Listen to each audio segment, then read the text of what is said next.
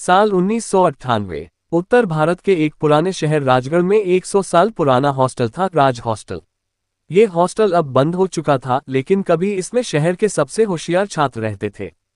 Hostel में एक कमरा था, कोठरी नंबर 13, जिसे हमेशा ताले में बंद रखा जाता था। कहा जाता था कि वहां एक आत्मा रहती है जो हर पूर्णिमा की रात को जागती है।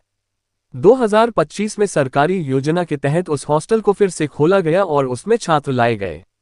4 दोस्त राघव, अर्जुन, समीर और विकास को वही हॉस्टल मिला। पुराने वार्डन ने चेतावनी दी, ग्रेटर देन कोठरी नंबर 13 से दूर रहना बेटा, वहां कई आत्माएं अब भी जागती हैं। पर आज के जमाने के लड़के भूत प्रेत को मानते कहाँ हैं? राघव बोला, अरे ये सब डराने की कहानियां हैं। हम तो उसी कोठरी के सामने बैठकर चाय पेंगे। योजक चिन्ह, योजक चिन्ह, योजक चिन्ह। पूर्णिमा, पूर्णिमा की रात। ठीक 3 दिन बाद पूर्णिमा की रात थी। दोस्तों ने प्लान बनाया, आज रात 12 बजे कोठरी नंबर 13 के सामने स्पिरिट चैलेंज खेलेंगे। रात के 12 बजे सब इकट्ठा हुए, मोमबत्तियां जलाई गईं और एक टेबल पर एक पुराना वॉयस रिकॉर्डर रखा गया।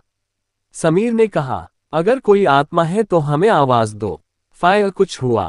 पहले 5 मिनट कुछ नहीं हुआ, फिर अचानक हवा का झोंका आया और मोमबत्तियां बुझ गईं। रिकॉर्डर अपने आप चालू हो गया और उसमें आवाज आई, ग्रेटर देन, तुम लोग वापस चले जाओ, ये मेरी जगह है। सबके चेहरे सफेद पड़ गए। अर्जुन ने डरते हुए पूछा, काका कौन हो तुम?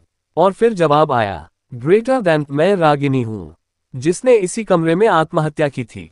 तुम सब भी मरो। अचानक कोठरी नंबर 13 का दरवाजा अपने आप खुल गया और अंदर से किसी लड़की की चीख आई, योजक चिन्ह, योजक चिन्ह, योजक चिन्ह।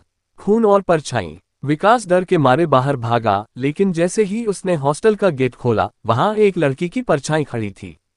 चेहरा नहीं दिख रहा था, लेकिन उसके कपड़े खून से लथपथ थे। विकास बेहोश हो गया। अगली सुबह जब सब होश में आए, तो समीर का गला नीला पड़ा हुआ था, जैसे किसी ने गला घोंटने की कोशिश की हो।